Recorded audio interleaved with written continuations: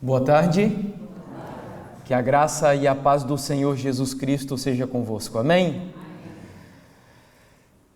Bom, feche os seus olhos e vamos orar mais uma vez.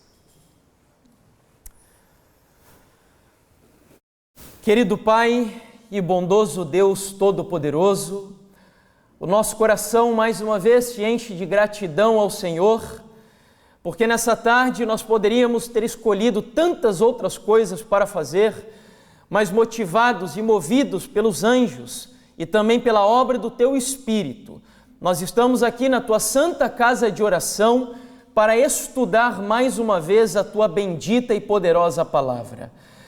Mais uma vez o Seu livro será aberto e o nosso desejo é que o estudo desse livro, que através do conhecimento das palavras que nele são escritas e foram escritas, que o Senhor nos ajude a percorrer uma trajetória santa e justa nesse mundo, que nos preparará para vencermos os desafios dessa vida e então finalmente nos ajudará a cruzar os portais do reino dos céus. Senhor, eu entrego mais uma vez a Igreja Adventista do Sétimo Dia de Espinho em Tuas mãos, para que o Senhor seja o nosso pastor e o nosso mestre nesse fim de tarde, nos ensinando, nos instruindo, nos corrigindo, nos consolando e concedendo esperança aos nossos corações e a confiança de que não há melhor lugar nesse mundo para submetermos as nossas vidas, senão nas mãos poderosas do nosso Senhor e Salvador Jesus.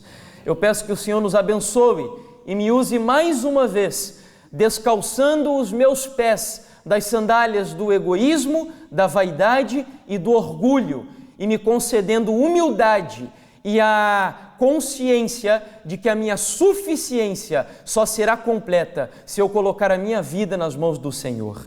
E é por isso que eu me entrego a Ti, pedindo o batismo do Espírito Santo, em nome de Jesus. Amém, Senhor. Abra a sua Bíblia no livro de Jeremias, capítulo 35. Nós vamos ler dos versos 1 ao 10.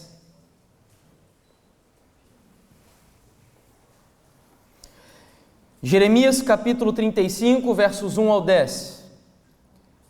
Durante o reinado de Jeoaquim, filho de Josias, rei de Judá, o Senhor dirigiu esta palavra a Jeremias: Vá à comunidade dos recabitas e convide-os a virem a uma das salas do templo do Senhor e ofereça-lhes vinho para beber. Então busquei Jazanias, filho de Jeremias, filho de Abazinias, seus irmãos e todos os seus filhos e toda a comunidade dos recabitas. Eu os levei ao templo do Senhor. Saltemos ao versículo 5 agora.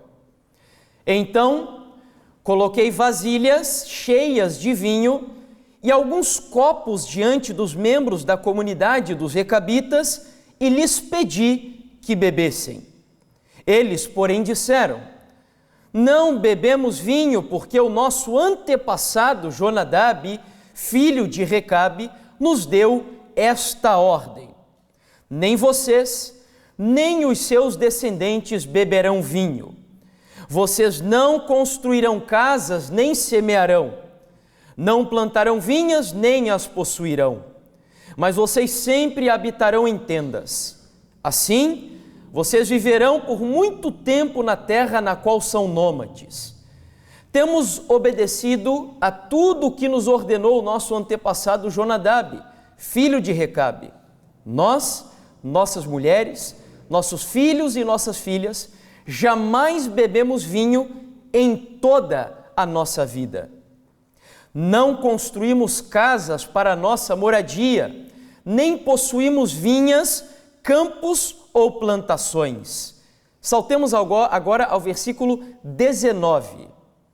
Por isso, assim diz o Senhor dos Exércitos, o Deus de Israel: Jamais faltará a Jonadab, filho de Recabe, um descendente que me sirva. Até aí. Para nós compreendermos um pouco melhor a passagem que acabamos de ler, é preciso, em primeiro lugar, entender quem eram os recabitas. Os recabitas, em primeiro lugar, eram descendentes de Recabe. Infelizmente, lamentavelmente, nós não temos assim um amplo registro bíblico e tampouco histórico sobre a pessoa de Recabe. Nós só sabemos que ele viveu no século IX antes de Cristo e, além disso, que ele era patriarca de um clã da tribo dos queneus. Quem gosta de registrar as coisas, isso se encontra no livro de 1 Crônicas, capítulo 2, versículo 55.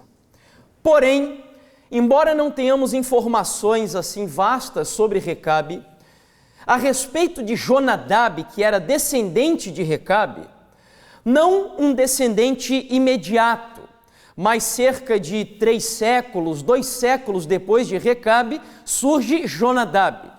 E Jonadab, por sua vez, nós sabemos que ele era um homem assim muito fiel a Deus, um homem comprometido com Deus, um homem zeloso pelas coisas de Deus, tão zeloso que a Bíblia nos diz que Jonadab, junto com Jeú, foi responsável por exterminar o culto a Baal, bem como a casa de Jezabel e de Acabe.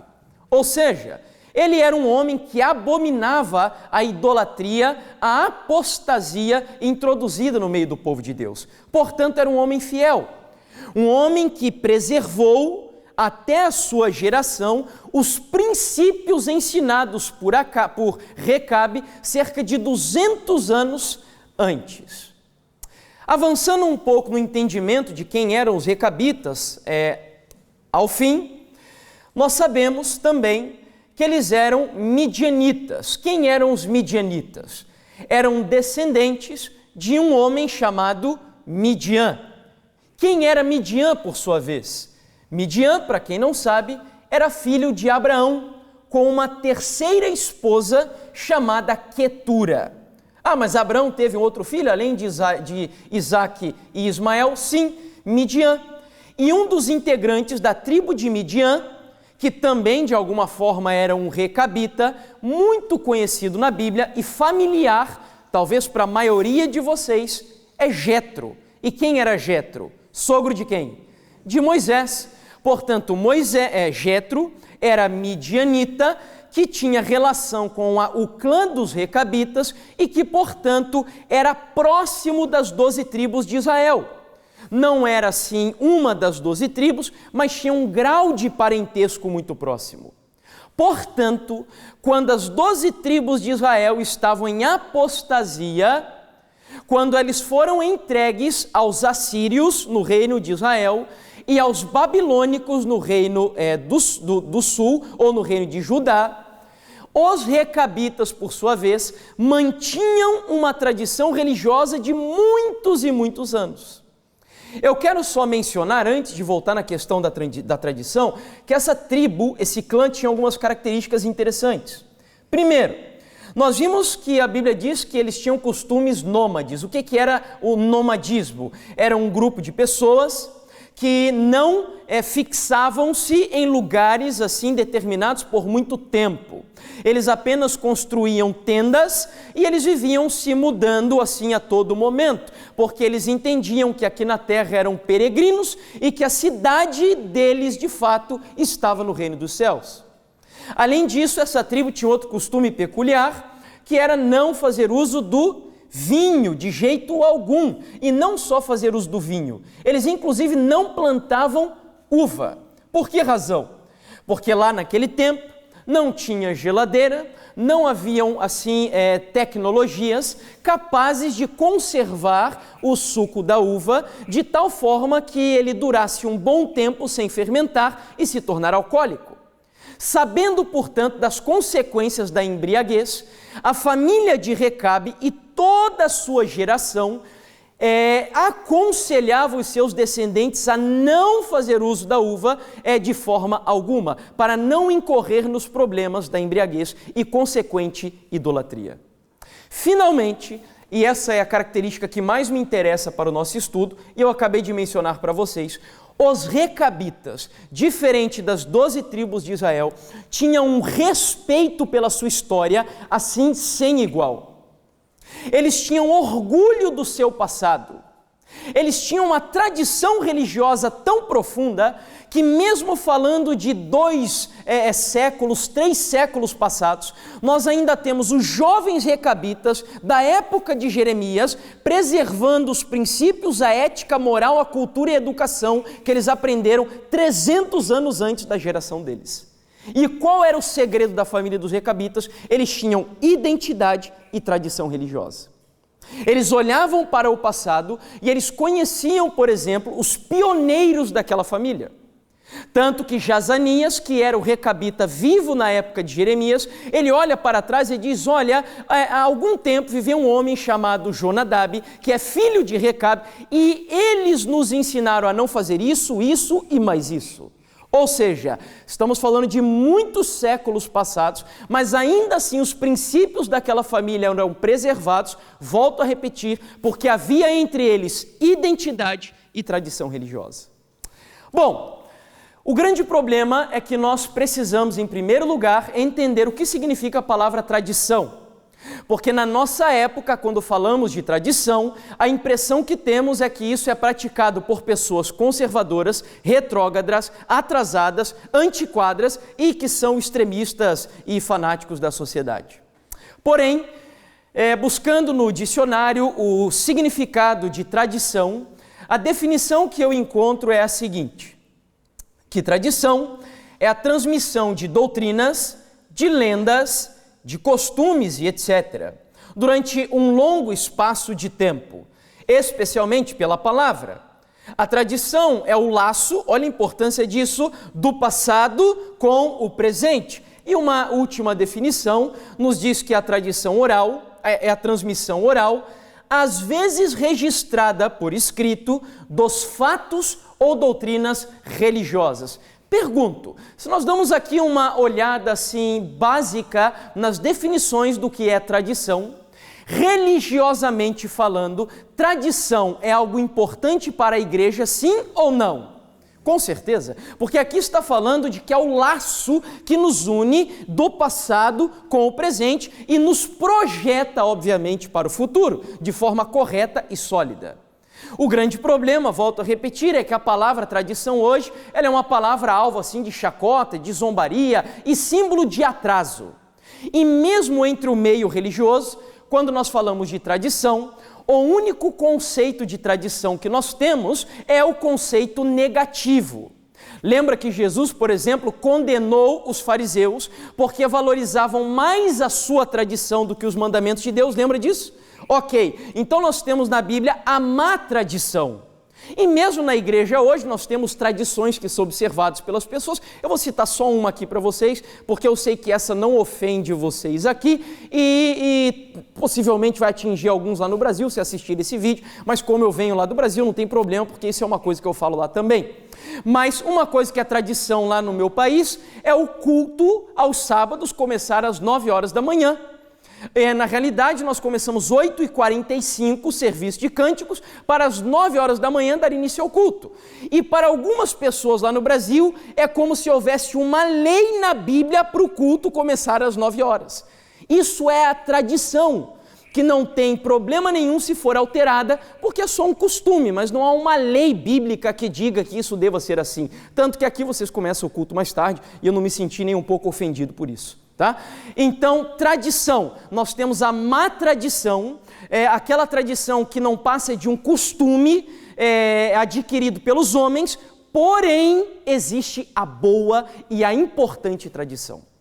Exemplo dela está aqui no livro de Tessalonicenses, capítulo 3, versículo 6, onde o apóstolo Paulo, falando da tradição que é fundamental para a igreja, ele diz assim: nós vos ordenamos, irmãos, em nome do Senhor Jesus Cristo, que vos aparteis de todo irmão que anda desordenadamente, e não segundo o quê? A tradição que de nós recebestes. Olha que coisa. Portanto, aqui o apóstolo Paulo está mostrando que é uma tradição importante. Uma tradição sem a qual a igreja não sobrevive. Ele chega a dizer o seguinte, olha, eu vou traduzir aqui para o nosso tempo. Tenha muito cuidado com aqueles cristãos que negam, por exemplo, a história da igreja, que olham para trás e acham que Ellen White, que Loughborough, que Uriah Smith e tantos outros pioneiros da igreja adventista, eles contribuíram um pouco para o seu tempo, mas hoje já não tem nada mais para nos ensinar.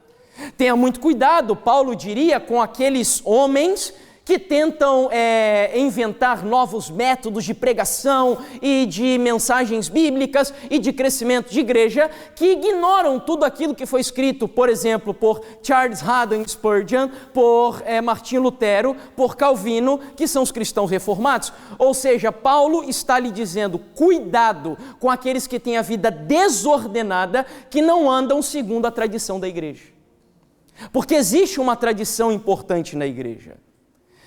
O próprio Deus, falando dessa tradição, no livro de Jeremias, capítulo 6, verso 16, ele vai dizer o seguinte: assim diz o Senhor, ou seja, aqui são palavras de Deus: ponde-vos à margem do caminho e vede, perguntai pelas veredas antigas, qual é o bom caminho, andai por ele e achareis descanso para a vossa alma. Eu não coloquei ali a sequência do texto, mas o texto continua dizendo, e eles dizem o quê? Não andaremos.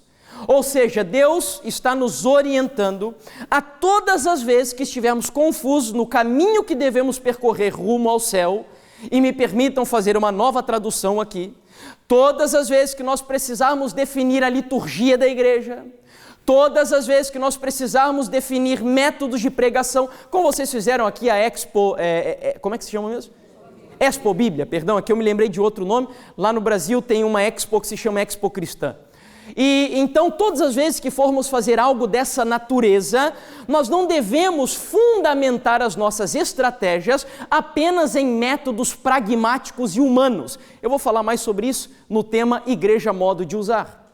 Mas a Bíblia diz que eu devo orientar as minhas estratégias, a minha liturgia e a própria ortodoxia da igreja com base nas veredas o quê? Antigas. Pergunte para o passado, olhe para a história da igreja. Ellen White tem um texto que ela ainda diria assim, que todas as vezes que surgir na igreja lutas, dificuldades, problemas e etc., ela diz assim, ressuscite os pioneiros da igreja adventista. Em outras palavras, deixe que esses homens que passaram por uma experiência profunda com Deus para fazer com que a igreja chegasse onde chegou, deixe que eles falem. Bom, entendendo a introdução dessa mensagem, nós vamos agora partir para o momento um pouquinho mais acadêmico. Eu quero mostrar para vocês como que antropólogos consideram essa questão da tradição e da identidade religiosa ou social. Eles vão falar de sociedade ali, porque eles não se importam assim tanto com a questão da religião, estudam até sobre religião, mas o foco deles é mais a sociedade. Mas eu quero que você capte todas as vezes que eles falarem de sociedade, que você entenda ali o contexto religioso, que é o que nos interessa.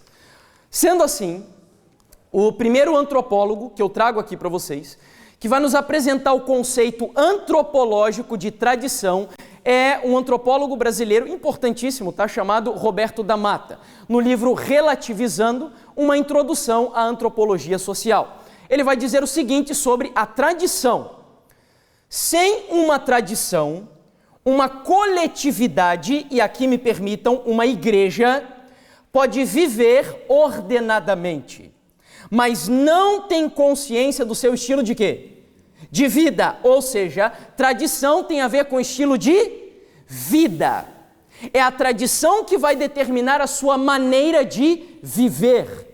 Quem não tem uma tradição, ele vai ou inventar a sua própria, ou ele vai adotar muitas filosofias e cosmovisões do mundo, como hoje é cada vez mais comum, cristãos que são adeptos da nova era, do marxismo, do relativismo e de muitas outras filosofias que são incompatíveis com a fé cristã.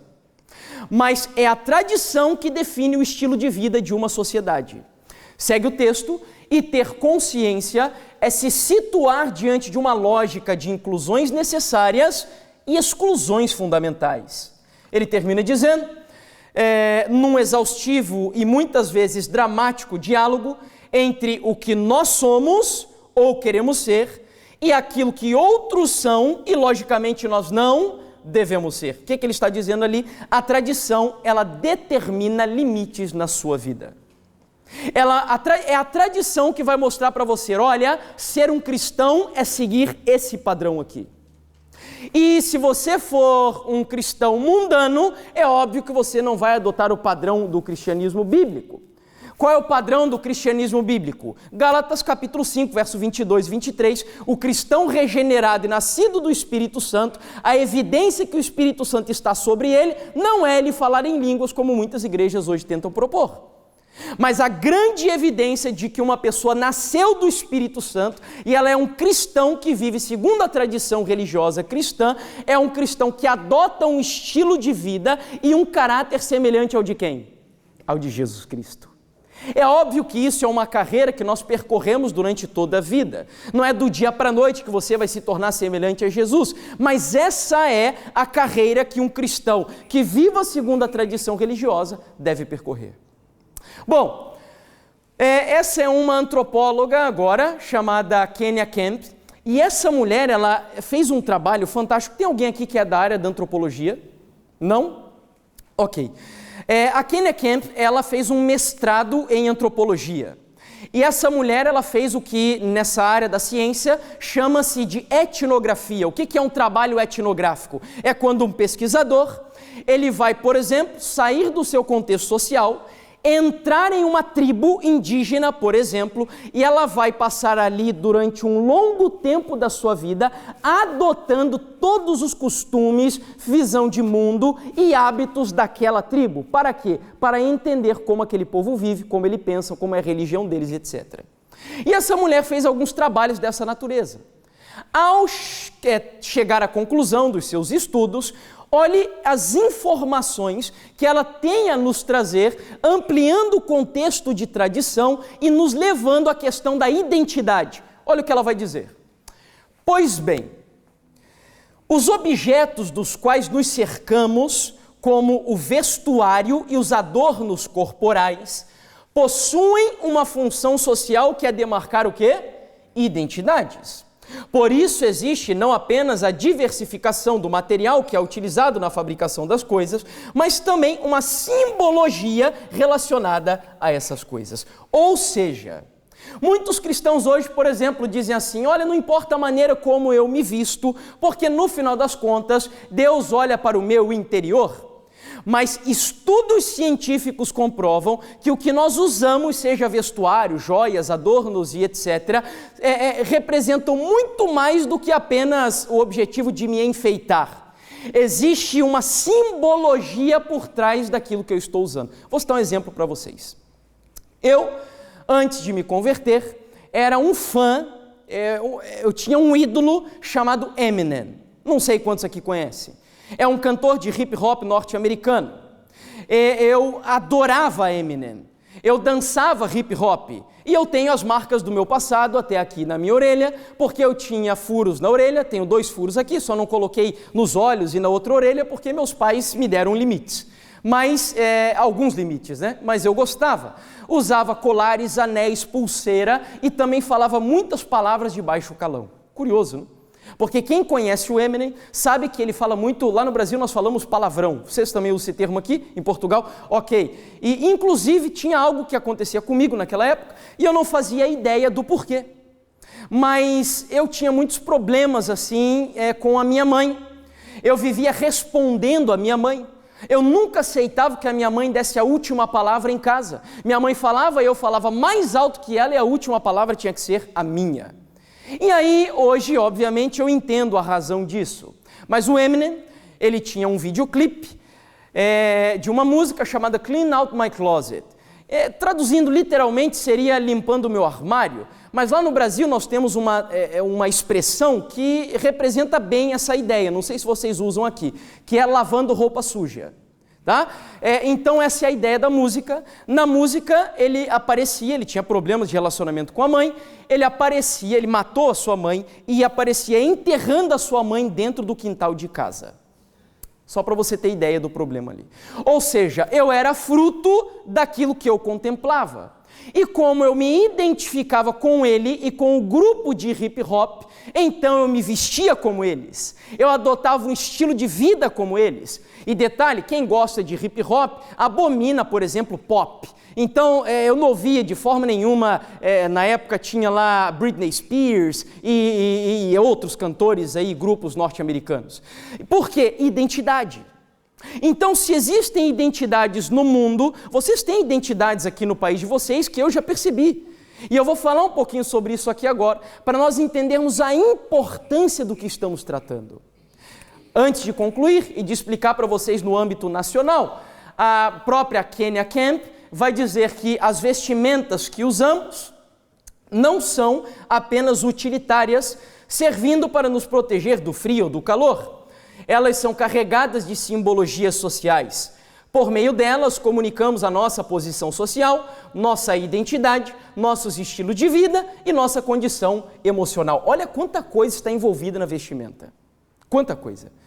E óbvio que não só vestimenta. Por que eu estou falando sobre isso? Porque está cada vez mais comum adventistas e cristãos que acham que não tem problema nenhum eu usar roupas indecentes. Que acham que não tem problema algum utilizar, por exemplo, brincos, colares, anéis e etc. E quem vos fala aqui é um homem que gostava demais de usar esse tipo de coisa. Eu gostava muito, acabei de dizer para vocês. E a Igreja Adventista, inclusive, tem um material, assim, um estudo bíblico. Quem não conhece, eu recomendo. Porque uma das coisas que me fez me tornar um adventista é a importância que essa igreja dá para comprovar o que nós cremos em que livro? Na Bíblia. E então, o pastor, que é doutor Ángel Manuel Rodrigues, da Associação Geral, tem um livro publicado chamado O Uso de Joias na Bíblia. É muito bom o livro. Ele vai apresentar o conceito bíblico ali, por exemplo, de joias funcionais e joias ornamentais, que é a diferença que muitos não conseguem fazer. Eu estou aqui, por exemplo, usando uma joia funcional, mas que não é uma joia ornamental. Portanto, tá, eu poderia explorar um pouquinho mais isso, mas onde eu quero chegar? Identidades e tradição religiosa. Para a gente concluir e entrar na questão do âmbito nacional, que eu vou usar para explicar para vocês, o Roberto da Mata, ainda no livro Relativizando, vai dizer assim: é pelo fato de não esquecer certos eventos que um grupo cria e descobre o seu lugar numa sociedade, e uma sociedade sua posição no meio das outras. Como assim, irmão Jefferson? Que história é essa de não esquecer certos eventos para que eu possa me situar dentro de uma sociedade, no nosso caso, de um contexto religioso? Vamos lá. O Brasil é conhecido como o país do quê? Do futebol, não é assim? E o Brasil é conhecido como o país do futebol por uma razão. Porque o Brasil tem uma história futebolística. Qualquer criança que nasça aí agora, lá no Brasil, daqui a uns 3 anos no máximo, ela em algum momento da sua vida já vai ter ouvido falar de Pelé, de Garrincha, de Zico e dos títulos que a seleção brasileira conquistou aí ao longo das décadas passadas. Porque há uma identidade futebolística no Brasil e uma tradição do futebol brasileiro. O brasileiro tem esse orgulho voltado à questão do futebol. Por sinal, no Brasil, eu digo isso com muita vergonha, só há um momento do ano em que o brasileiro tem assim orgulho nacional de fato. O brasileiro, infelizmente, não é um povo muito patriota. Eu já vou explicar para vocês por quê. É justamente porque no Brasil, infelizmente, as nossas aulas de história não são utilizadas para fazer o brasileiro adotar o que em história nós chamamos de identidade nacional. Eu caminhei com alguns portugueses por aqui, não aqui exatamente, mas lá por Lisboa esses dias aí, e eu vi o quanto o português ama o seu país. Eles olham assim, me levavam para um lugar, isso daqui é lindo, é a coisa mais maravilhosa e tal. E eu acho isso muito bonito, porque há uma identidade com o seu país. E o brasileiro já não. Há um momento no ano que o brasileiro tem esse orgulho nacional. Sabe que momento é? Um momento no ano não, a cada 4 anos, na verdade. Sabe que momento é? Copa do Mundo. Copa do Mundo. É quando o brasileiro pinta o rosto, pinta as ruas, e a gente tem um certo orgulho. Por quê? Por causa do que eu acabei de mostrar para vocês e dizer para vocês. Porque imagens como essas a todo momento são repetidas lá no país. E as crianças têm orgulho de olhar para Ronaldinho, Ronaldo e etc. Só que, por outro lado, infelizmente no Brasil, Nós não temos identidade nacional porque não conhecemos, por exemplo, os pais fundadores da nossa pátria. O brasileiro geralmente não conhece quem foi José Bonifácio de Andrada e Silva, não sabe quem é Carlos Gomes, quem foi Joaquim Nabuco e até Machado de Assis, que é um pouquinho mais conhecido no Brasil, mas ainda assim da sua biografia se conhece muito pouco. No Brasil hoje, por exemplo, fala-se de empoderamento feminino. Você já deve ter ouvido falar sobre isso, né? As feministas, e no dia que eu falar sobre família, eu vou falar sobre feminismo, e gritam para todos os lados que as mulheres precisam ser empoderadas e tal. E sabe qual é o grande símbolo de empoderamento feminino no Brasil? Anitta. Vocês já ouviram falar de Anitta? Sabe quem que é Anitta? É uma mulher que canta e promove música funk, cujo objetivo é erotizar a sociedade e até as crianças. Então, infelizmente, quando há falta de entendimento da sua história, por que eu estou dizendo isso? Porque, por exemplo, em história, nós temos ícones na história brasileira de mulheres que poderiam ser usadas para dar orgulho para as mulheres no Brasil. Uma delas, por exemplo, que embora não seja brasileira, mas foi uma mulher fantástica, é a Imperatriz Leopoldina, que foi a primeira esposa do vosso Dom Pedro IV aqui em Portugal, nosso Dom Pedro I lá no Brasil. Mas por que não há interesse em valorizar essas pessoas na história da nossa nação, da minha nação? Porque eles sabem, a elite sabe, que uma cidadania que conheça a sua história, tem orgulho nacional, vai amar a sua pátria, vai lutar por ela e vai batalhar por ela, custe o que custar. Por que eu abri esse parênteses? Para nós entendermos que na igreja a coisa não é diferente. Um historiador chamado Laurentino Gomes, falando sobre a importância da história, do conhecimento histórico, olha o que esse homem vai dizer. Numa sociedade ou uma igreja que não estuda história, não consegue entender a si própria, porque desconhece as suas raízes e as razões que a trouxeram até aqui. E se não consegue entender a si mesma, provavelmente também não estará preparada para construir o futuro de forma o quê? Organizada. Ou seja, quando nós desconhecemos a nossa história, a nossa tradição, a nossa identidade, o que acontece entre nós? Divisão, polarização, falta de unidade, e a coisa ela vai crescendo de forma desordenada, desorganizada e desestruturada. E agora, a questão é a seguinte: será que nós temos exemplos na Bíblia de sociedades que esqueceram da sua história e chegaram ali à ruína, a abandonar a Deus? Será que temos exemplos disso na Bíblia? Abra sua Bíblia no livro de Juízes, capítulo 2. Juízes, capítulo 2. Juízes, capítulo 2, versículo 10. Diz assim o texto: depois que toda aquela geração, a geração de Josué e Calebe, foi reunida a seus antepassados, surgiu uma nova geração que não conhecia quem? O Senhor e o que ele havia feito por Israel. E aí, como consequência disso, no versículo 11, a Bíblia diz que o que o povo que não conhecia Deus fez? Começaram a adorar quem? A Baal. O que aconteceu? Josué e Calebe entraram com as suas famílias lá em Canaã, mas eles eram a única geração ainda antiga que havia trafegado pelo deserto durante 40 anos e que tinha um conhecimento histórico, identitário e da tradição religiosa do povo que saiu do Egito. Quando Josué e Calebe morreram junto com seus antepassados, a nova geração, ou seja, os jovens que estavam agora em Canaã, fizeram o que com a sua história passada? Ignoraram. Nós não queremos mais saber desse Deus que abriu o Mar Vermelho, essa coisa de fazer o rio, as muralhas de Jericó caírem, o rio Jordão abrir e etc. Nós não queremos muito isso. Isso daí é uma coisa antiga, retrógrada e etc. Vamos agora adotar uma nova filosofia cananeia de vida. Amanhã eu vou falar sobre isso com vocês. Nós vamos usar o exemplo da entrada do povo de Deus no Vale de Sitim para nós entendermos a relação dos princípios de cultura. Se eu fosse você, eu não perderia, irmão. Não estou fazendo propaganda aqui não, mas é que a mensagem é muito importante mesmo.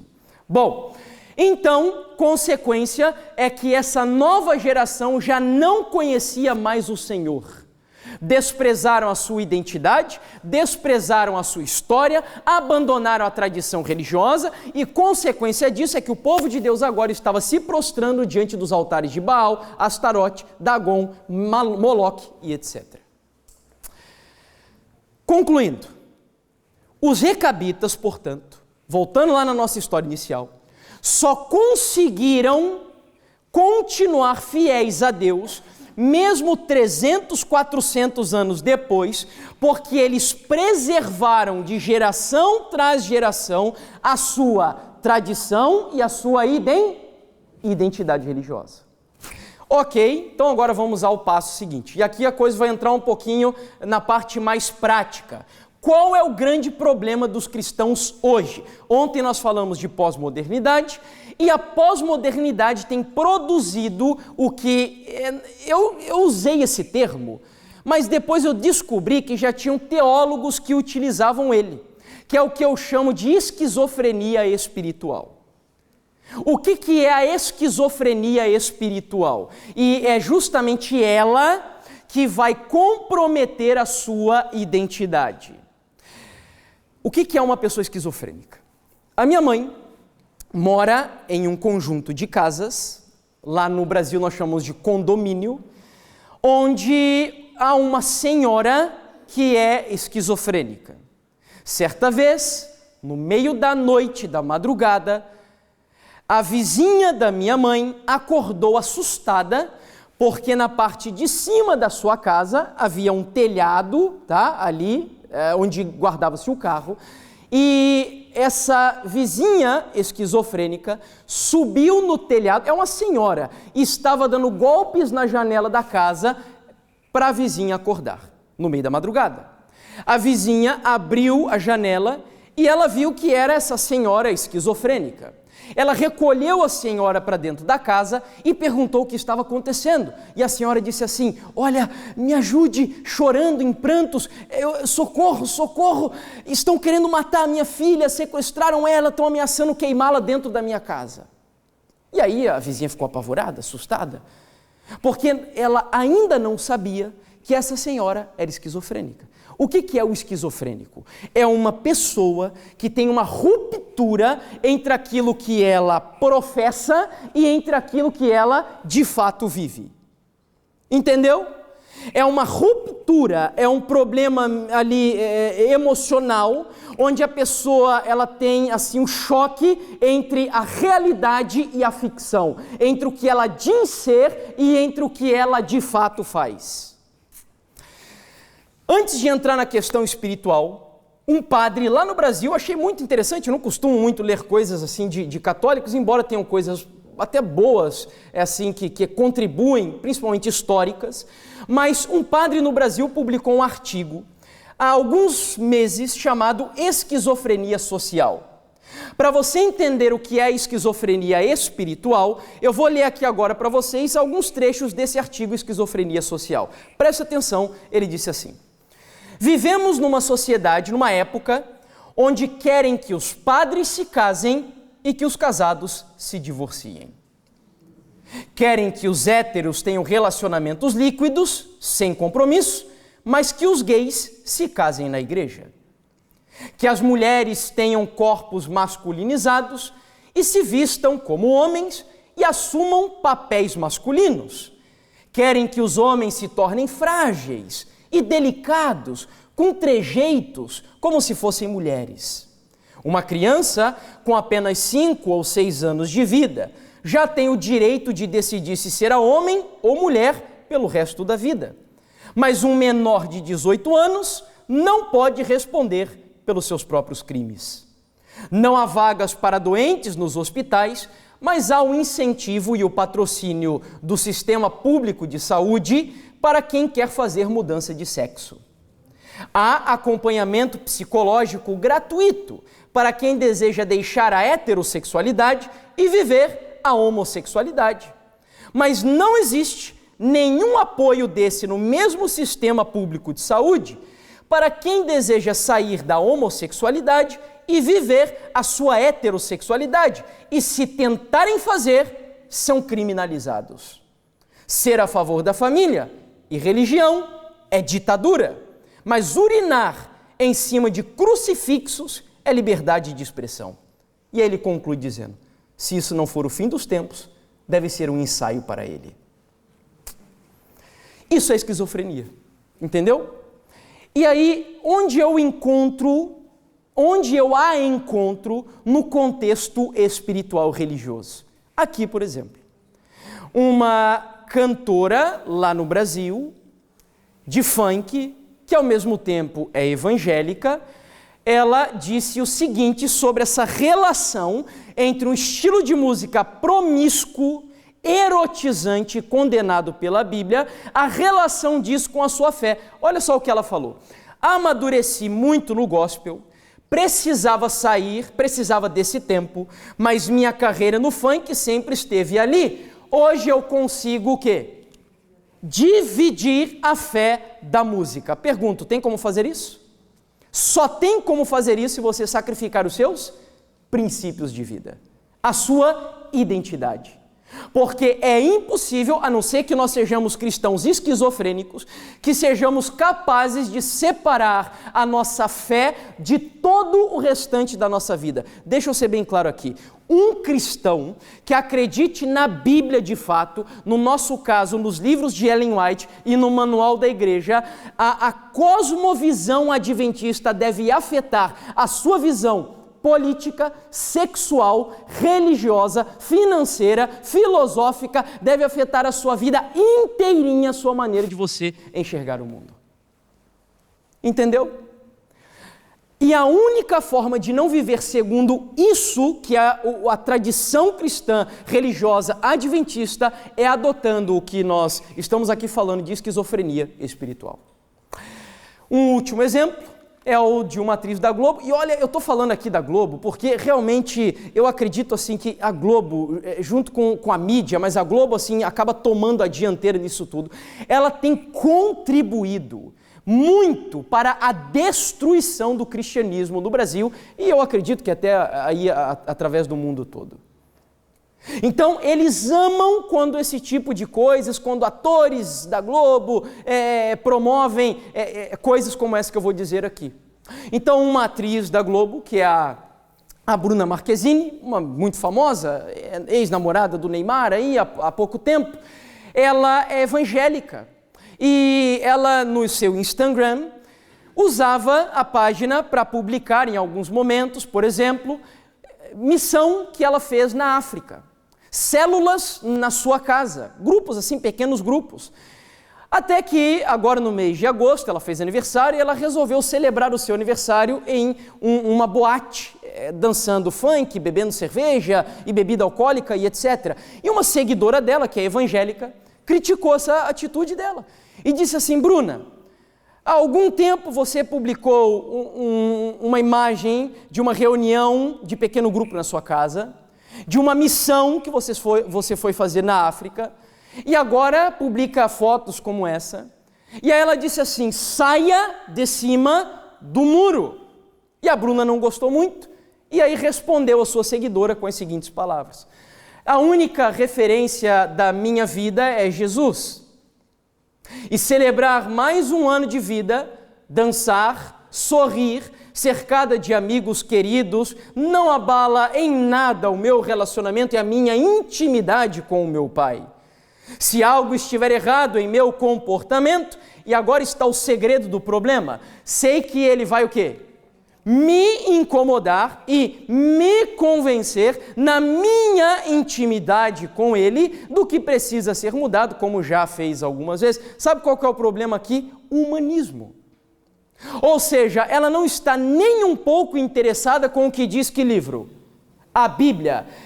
Deus vai falar no meu coração, na minha intimidade, do meu jeito, da minha maneira. Ou seja, como eu disse ontem, é Deus que tem que se adaptar ao meu estilo de vida e não o contrário.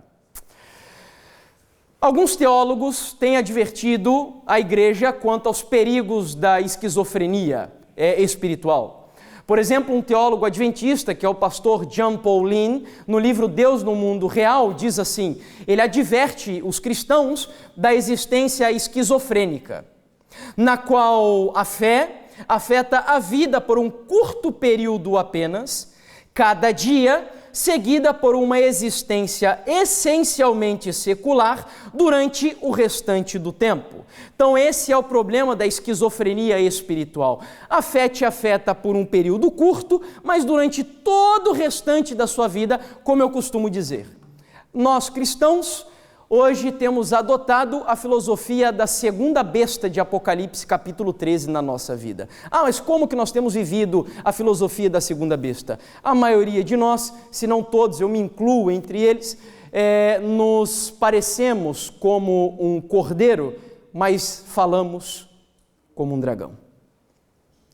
É por isso que eu digo que a besta do Apocalipse 13 é uma besta esquizofrênica. Porque há um problema entre o que se professa e o que se faz. E é essa ruptura que o pastor está ali mencionando. Um outro pastor, se eu não me engano, esse é anglicano, no livro Harry Blamires, no livro A Mente Cristã, ele também vai falar sobre o problema da esquizofrenia. E esse texto é fenomenal, preste muita atenção nele. A tradição da nossa igreja é que a vida cristã é uma vida para o homem o quê? Pleno. O que significa a palavra pleno? Completo. Isso é a tradição da igreja. Ou seja, o cristianismo afeta a sua vida toda. Sim, tem coisas que você vai parar de assistir. Tem coisas que você precisa parar de ouvir. Tem ambientes, sim, que não são lícitos para um cristão frequentar. É óbvio que a Bíblia, ela condena algumas coisas. E hoje parece que nós temos medo de dizer que o cristianismo condena sim algumas práticas que são aí normais hoje na igreja cristã. E talvez isso explique os grandes problemas que nós enfrentamos hoje da falta de crescimento da igreja. Porque onde há falta de identidade, a pergunta é se essa igreja, ou se esse movimento, ou se essa sociedade não me apresenta nada diferente e melhor do que eu possa encontrar lá fora, por que eu vou me tornar um cristão então? Eu vou me adiantar em dizer algo aqui para vocês. Ontem foi comentado aqui sobre os jovens que vão para as universidades e saem da igreja. E recentemente eu vi um dado estatístico que é assombroso. Sabe qual é o índice de jovens que ao entrarem nas universidades viram ateus e abandonam a igreja? 70% dos jovens. Sabe o que isso significa? Que a cada 10 jovens cristãos que vão para as faculdades, ao saírem de lá, 7 abandonam a igreja e viram ateus. E por quê? Muito provavelmente porque o que eles estão oferecendo lá para eles tem mais racionalidade do que aquilo que nós estamos oferecendo na igreja. Então nós precisamos repensar a nossa fé. Lá no Brasil eu participei de um congresso de jovens, onde os líderes da minha associação, da minha união na realidade, perguntaram qual era o principal motivo que os faziam assim desanimar com a igreja. Sabe qual foi a resposta que a maioria dos jovens deram? Hipocrisia dos membros da igreja. Esquizofrenia. Entendeu? Bom, e aí o pastor segue aqui dizendo: não há espaço no cristianismo para uma cultura do espírito que negligencie a mente, para uma disciplina da vontade que não passe pelo intelecto. Pode ser que o mal do nosso tempo seja a desintegração do pensamento humano e da experiência humana em compartimentos separados e não relacionados. Pois uma caracterização da condição corrompida da sociedade moderna é a segmentação das faculdades humanas. Que faculdades são essas? As físicas, as emocionais, as intelectuais e as espirituais, em categorias distintas e exploradas separadamente. O homem está desmembrado. Como a igreja nutre, alimenta o cristão esquizofrênico, a própria igreja contribui para o processo do desmembramento. Embora seja de sua alçada checar esse desmembramento e agir contra ele. Entenderam o que o texto está dizendo? Como dizem vocês, percebem o que o texto está dizendo? Será que o nosso adventismo tem sido afetado pelos problemas que vemos aqui e como? Eu vou trazer dados estatísticos para vocês.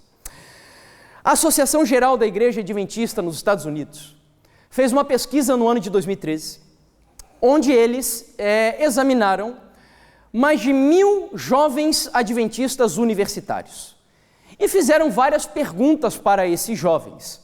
O objetivo deles era descobrir quais são as doutrinas mais rejeitadas pelos jovens adventistas universitários. E aqui estão as doutrinas principais. Eu não vou citar todas elas, mas daqui para baixo, começando com o santuário, nós vamos em grau crescente de rejeição.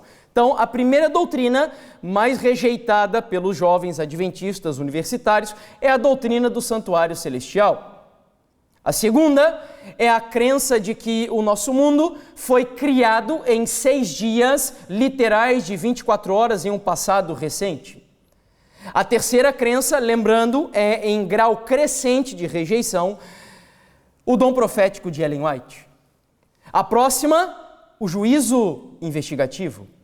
A penúltima, o princípio bíblico de que não devemos casar em julgo desigual. E a última crença, que na realidade é a mais rejeitada pelos jovens universitários, eu diria que até por adultos hoje na igreja, é a crença de que a igreja adventista do sétimo dia é a igreja remanescente da profecia bíblica. Ou seja, todas as doutrinas que eu citei para vocês, que são as mais rejeitadas, são as doutrinas peculiares da igreja adventista do sétimo dia. O que isso mostra? Que o diabo está afetando frontalmente a nossa identidade e tradição religiosa. Por quê? Porque ele sabe que a igreja que Deus chamou para cumprir uma missão especial nesse tempo de preparar o mundo para a segunda vinda de Jesus e para o grande dia do juízo. Que igreja é essa? A igreja adventista. E nós vamos falar mais sobre isso quando estudarmos sobre o Armagedon. Bom, eu preciso encerrar. Eu não poderia terminar sem citar as palavras dessa senhorinha fantástica, a quem eu chamo de o microscópio de Deus, Ellen White, e que, por sinal, eu só não tenho usado muitas citações de Ellen White aqui, em primeiro lugar porque eu acredito realmente que às vezes cansa, quando nós repetimos muitas citações, nós acabamos não gravando muita coisa. Mas, acima disso, é porque eu sei que, infelizmente, na igreja hoje, tem muitas pessoas que acham que esse tipo de pregação é uma pregação extremista que só pode ser comprovada por Ellen White. E o que eu mostrei para vocês aqui, eu usei muitos outros escritos, até de acadêmicos, mas eu poderia ter feito toda essa pregação usando só as orientações de Ellen White, sem nenhum problema. Eu creio que essa mulher é profetisa de Deus para a sua igreja nessa época. Eu acredito nisso. E então, olha só o que ela diz. Muitos conhecem tão pouco acerca da Bíblia que a sua fé é instável. Removem os marcos o quê? Olhai pelas veredas antigas. O que ela está dizendo ali? Removem a identidade e a tradição do adventismo. E as falácias e ventos de doutrina os levam para cá e para lá. A ciência, falsamente assim chamada, está minando os fundamentos dos princípios cristãos. Relativismo, pluralismo, como comentamos ontem. E os que uma vez estavam na fé vão se afastando dos marcos bíblicos, a tradição e os princípios, e se divorciam de Deus enquanto ainda professam ser o quê? Olha a esquizofrenia ali. Para a gente concluir, e eu quero fazer uma recomendação assim muito profunda para vocês, para que, se possível, todos leiam esse livro. Não é um livro publicado pela Igreja Adventista, é um livro publicado pela Assembleia de Deus. E essa é a terceira razão porque eu não uso muitas citações de Ellen White, porque Deus me mostrou que eu preciso pregar não só para a Igreja Adventista, mas para todos os meus irmãos das outras igrejas cristãs também. Então, por isso que eu não uso só escritos de Ellen White aqui. Bom, esse livro é fenomenal. Ele fala sobre cosmovisão cristã.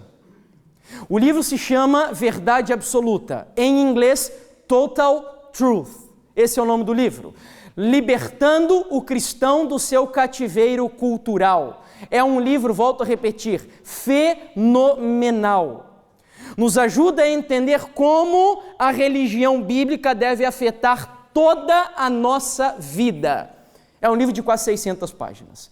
E ela vai dizer assim, eu separei só 2 parágrafos pequenos para a gente concluir essa mensagem. Ela diz o seguinte: em um mundo de informações distorcidas e propaganda enganosa, a geração pós-moderna procura desesperadamente algo verdadeiro e autêntico. Eles não levarão os cristãos a sério, a menos que nossas igrejas e organizações para-eclesiásticas demonstrem um estilo de vida autêntico, que sejam comunidades que exibam o caráter de Deus em suas relações e maneira de viver. E ela conclui: o único modo de a igreja estabelecer credibilidade genuína com os não crentes é mostrar algo que eles não podem explicar ou imitar por seus métodos naturais e pragmáticos, algo que só possam explicar evocando o sobrenatural. Essa mulher nem fazia ideia do que ela estava dizendo, mas ela acaba de dizer, em palavras mais contemporâneas, a profecia que vai se cumprir de Apocalipse capítulo 18, versículo 1, quando a Bíblia diz que chegará um momento onde a terra inteira se encherá do conhecimento da glória de quem? Da glória de Deus. E o que é a glória de Deus? Eu tenho um sermão já preparado sobre isso, mas ainda não tive a oportunidade de colocar no meu canal. Mas a glória de Deus é a manifestação do próprio caráter de Deus através dos membros da igreja na época atual. É quando o mundo ficará assombrado por ver em uma época onde famílias vivem desestruturadas, onde pessoas são avarentas, e o maior pecado dos seres humanos, que é o egoísmo, onde em uma época como a nossa, Deus, através da sua igreja, vai revelar ao mundo que é possível, pelo seu poder e pela sua graça, refletir ainda nessa geração o caráter doce, abnegado e amorável do Senhor Jesus Cristo. É isso que ele está citando ali. É a partir desse momento que os cristãos vão valorizar o que é ser que os mundanos vão valorizar o que é ser um cristão e, no nosso caso, um adventista do sétimo dia. Você está disposto a isso? Eu ontem parei a minha história dizendo a vocês que quando eu menos esperava, e se você está disposto a responder um sim a essa pergunta que eu acabei de dizer, se prepare, porque quando você pede a Deus para Ele transformar sua vida, o seu caráter, e se você for sincero nessa oração, Deus é radical. E Ele foi radical comigo e com a minha esposa.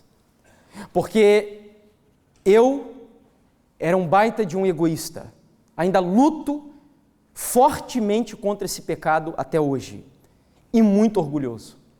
Eu olhava para a igreja e dizia que os pastores da igreja adventista não prestavam, são tudo mercenários, passam anos estudando teologia para nada, era assim que eu me comportava. Eu era um extremista, parei de estudar porque acreditava que Jesus estava voltando. Abri mão de uma série de coisas, fanático, era assim que era a minha vida nesse movimento que eu contei ontem para vocês. Não, para quem não estava aqui ontem, não cria na Trindade, dizia que a igreja adventista era a Babilônia.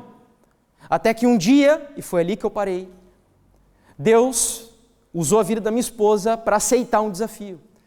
O desafio de ir para esse lugar aqui. E eu nunca imaginei que eu iria para um lugar como esse. Sabe que lugar é esse? Um deserto. Algumas pessoas passaram por desertos simbólicos.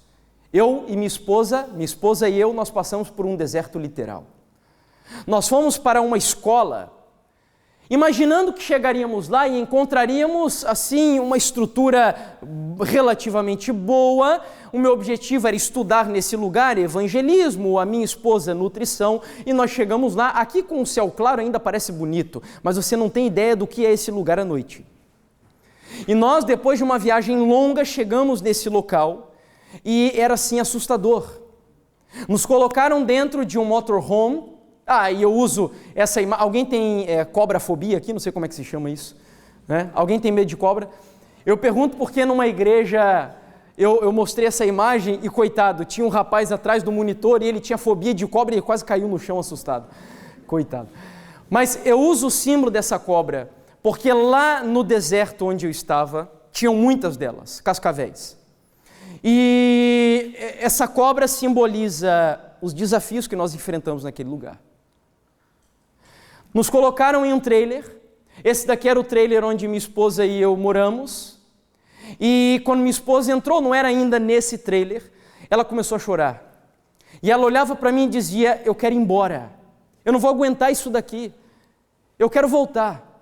E gastou-se muito dinheiro para nós irmos para esse lugar. Pessoas patrocinaram a nossa ida. E nós fomos. E chegamos lá e a minha esposa chorando e eu apavorado também. E olhava para ela e dizia: não dá, a gente tem que ficar aqui o mínimo possível. Porque foi investido dinheiro, Deus deve ter algum plano, eu não sei qual é ainda, mas vamos seguir.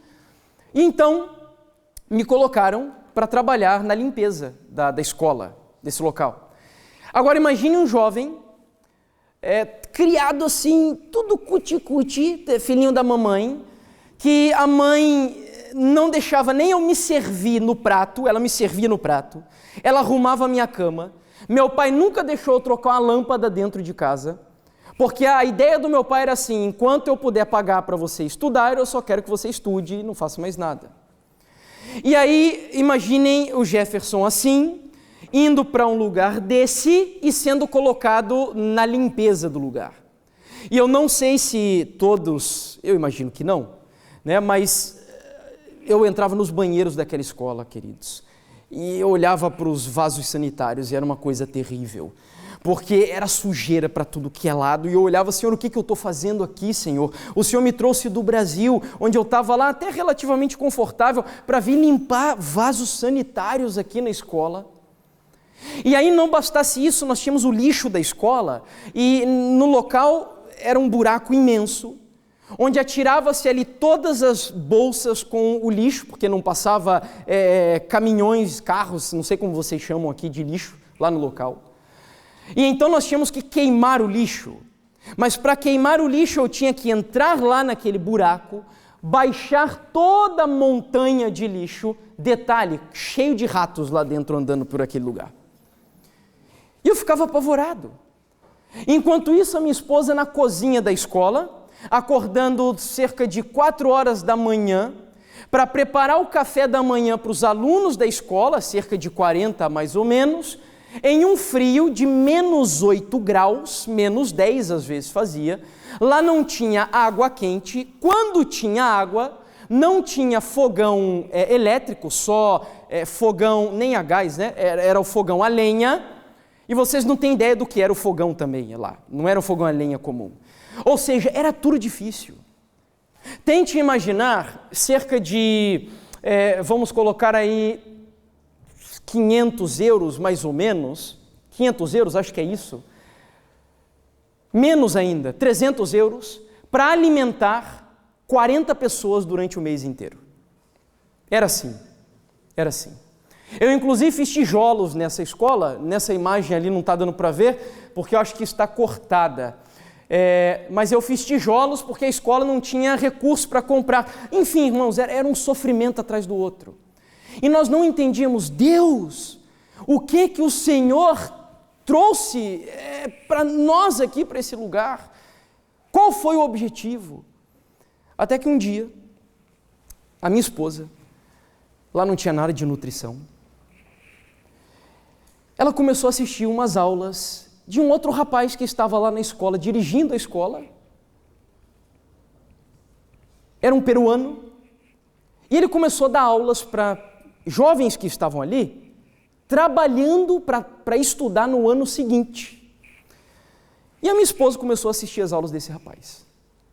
Então, eu, certa noite, olhei para o lado da cama e a minha esposa estava orando.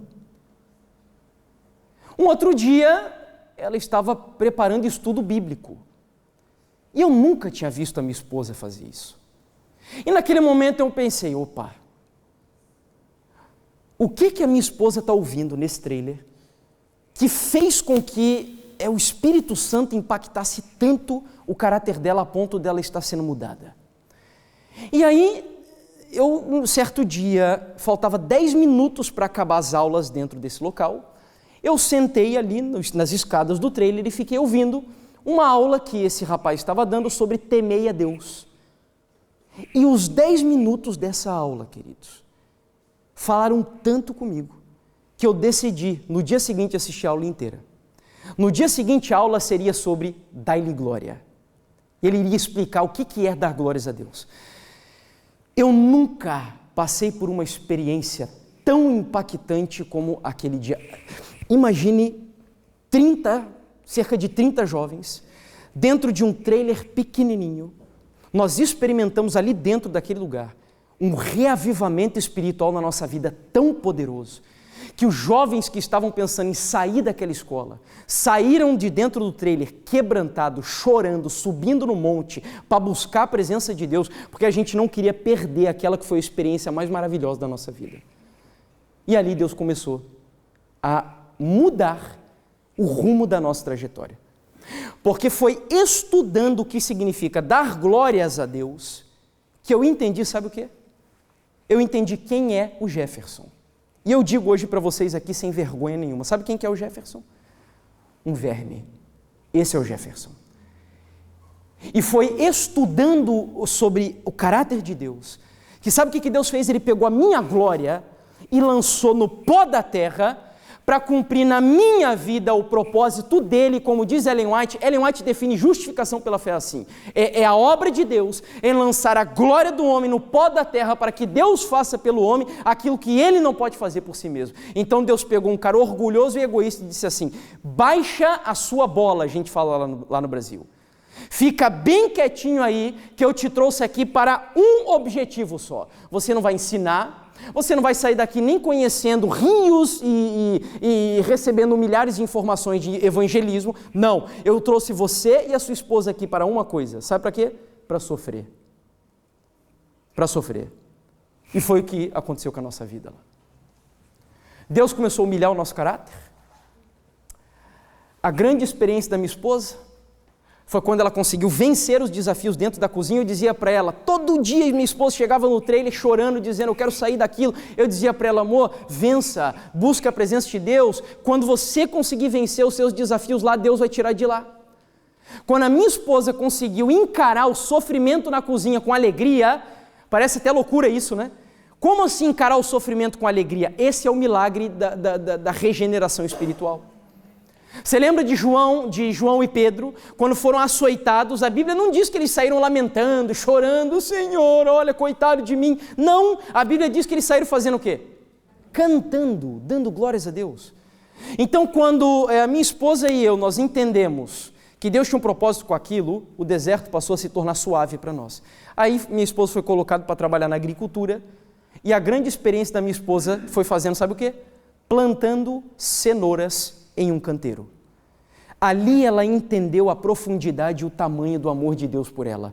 Quando ela cuidava daquele canteiro, com todo amor, todo carinho, e começou a ver a cenourinha se desenvolvendo, crescendo, ela entendeu melhor a obra de Deus na vida dela. E ali o Senhor começou... Sabe quanto tempo a gente ficou no deserto? Minha esposa queria voltar no dia que entrou no trailer. Sabe quanto tempo nós ficamos no final? 11 meses. Por quê? Porque quando nós entendemos o plano de Deus, não há melhor trajetória para você escolher para a sua vida do que se submeter à vontade de Deus, independente de onde você estiver. E então, quando a nossa história lá terminou, voltamos para o Brasil. E agora eu tinha um desafio: visitar todos os grupos que eu liderava. Eu nessa época já era um líder do movimento, dizendo para eles que nós estávamos no caminho errado. Sabe o que aconteceu? Quer saber o que aconteceu? Já estou vendo alguns rindo, né? Já imagino, né? Então vem amanhã que eu vou terminar de contar a história. Tá bom? Amanhã eu termino. Por hoje, feche os seus olhos e vamos orar. Querido Pai, nós te louvamos, Senhor, e agradecemos de todo o nosso coração mais uma vez, porque estamos aqui ouvindo verdades que são profundas, verdades que às vezes até machucam um pouco o nosso coração, mas a Tua palavra nos diz que o Senhor não fere se não for com o objetivo de curar. Portanto, eu quero te pedir, Senhor, se algum coração sai daqui ferido nesse início de noite, nesse fim de tarde, que a cura, que a restauração e a regeneração do Espírito Santo, o consolo da terceira pessoa da Trindade, já esteja operando na vida de cada um de nós. Querido Pai, nós acabamos de cantar, Senhor. Cantar que o nosso desejo é sermos transformados, é entregar a nossa vida ao Senhor. Nós pedimos através do louvor que o Senhor venha nos inspirar, que o Senhor venha nos consolar e que essa música, que ela não seja apenas o entoar de mais um coro, mas que ela tenha sido proferida por lábios que a transformam em uma oração em nome do Senhor Jesus. Querido Pai, perdoa-nos, ó Deus, pela nossa covardia, perdoa-nos por nossa fraqueza, nos perdoa porque nós ainda somos cristãos esquizofrênicos, mas em nome de Jesus nós queremos, Senhor, e eu repito, nós queremos, Pai, pela Tua graça, viver uma vida plena ao lado do Senhor Jesus. Nos ajuda, Pai querido. Aqui há uma sociedade que precisa, que carece da manifestação do Teu caráter. Nós sabemos que a Europa hoje tem sido alvo do secularismo. Muitos cristãos jovens estão abandonando a igreja, rejeitando a fé em Deus, mas em nome de Jesus eu te peço que a igreja de Espinho experimente um reavivamento espiritual tão profundo, Senhor, que ela seja usada para a honra e glória do Teu nome, para impactar esse país, esse continente e, por que não, o mundo inteiro com a manifestação do Teu caráter. Essa é a minha súplica, a minha oração.